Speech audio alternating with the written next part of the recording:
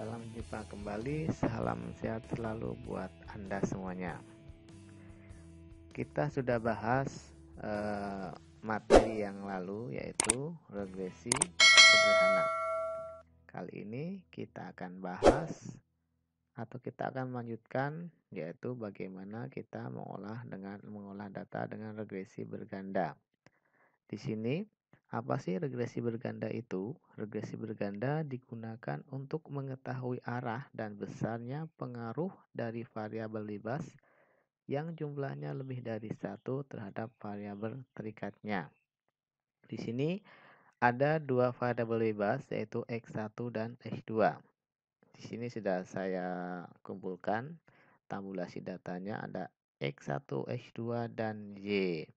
Di sini X1 sebagai citra merek, X2 kualitas produk, dan Z keputusan pembelian. Jika kita membahas rumusan untuk regresi sederhana, Y sama dengan A plus BX. Kali ini bentuknya regresi berganda dengan rumus Y sama dengan A plus B1 X1 plus B2 X2. Baik, kita langsung mencoba mengolah datanya. Ini bentuk data atau tabulasi datanya dari 40 responden. Kita masuk ke SPSS, mungkin dengan versi yang sama pada materi-materi yang lalu, yaitu SPSS versi 23. Sebenarnya sama saja, mau 16, 23 atau yang lebih terkini lagi. Baik, kita copy dari tabulasi kita totalnya saja. Kita copy totalnya, kita pindahkan ke SPSS di sini ya, di data view-nya, data view. Kita pindahkan di data view-nya X1, lalu kita pindahkan X2-nya juga.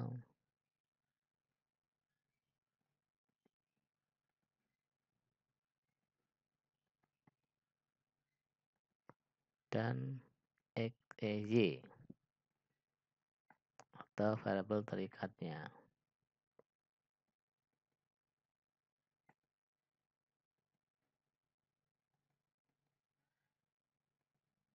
Oke, kita ganti namanya di variabel view X1, X2, dan Y. Kita rubah. Ya. Lalu kita mencoba menganalisis atau klik analyze regression linear. Ya, di sini banyak pilihan ya. Untuk dependent,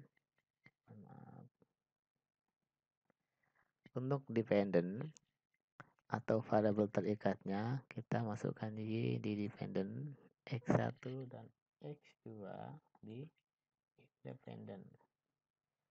Pertama kita klik statistik, nah kita klik estimate, model fit, R square change, descriptive, collinearity, diagnostic, dan Dublin-Watson. Nanti di sini akan saya jelaskan untuk materi yang akan datang kenapa kita klik ini. Sebenarnya fungsinya sama ya. Lalu kita klik continue, lalu plot. Ini kita ketik plot ini ketika kita menguji asumsi klasik dalam heterokodastisitas. Z as receipt, X jpred, kita klik histogram, dan normal probability plot. Kita klik continue. Lalu di save. Ketika kita akan menguji normal nanti, kita klik unstandardized. Tapi karena kita hanya menguji regresinya saja, kita tidak usah ketik apapun. Lalu kita klik OK. Nah, langsung muncul ya. Di sini langsung muncul hasil dari olah data kita. Kita hanya melihat dari model summary, ANOVA, dan koefisiennya. Baik, kita membaca dari model summary-nya.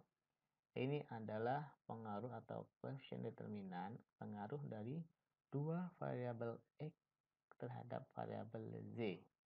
Di sini karena kita hanya menguji secara parsial, maka yang kita lihat adalah R-square-nya atau R-square change-nya.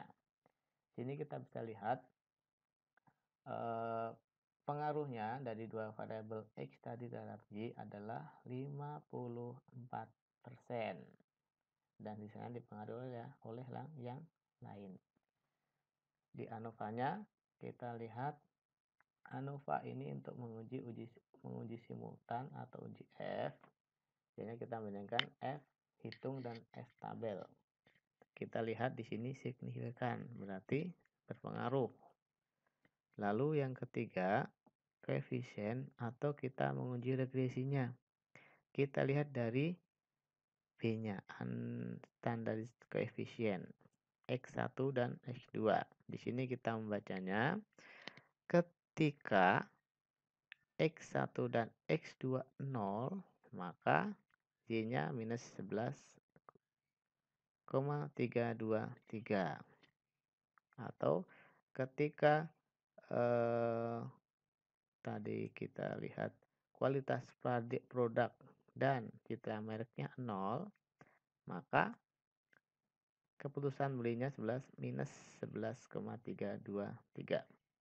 Dan X1 atau kalau kita melihat persamaan Y sama dengan A plus B1X1 plus B2X2, maka A minus 11, Y sama dengan minus 11,327 plus 258 X1 plus 1,042 X2. Di sini kita menjelaskan setiap kenaikan satu satuan X1 maka ada kenaikan keputusan pembelian sebesar 0,258. Ini tadi untuk citra merek.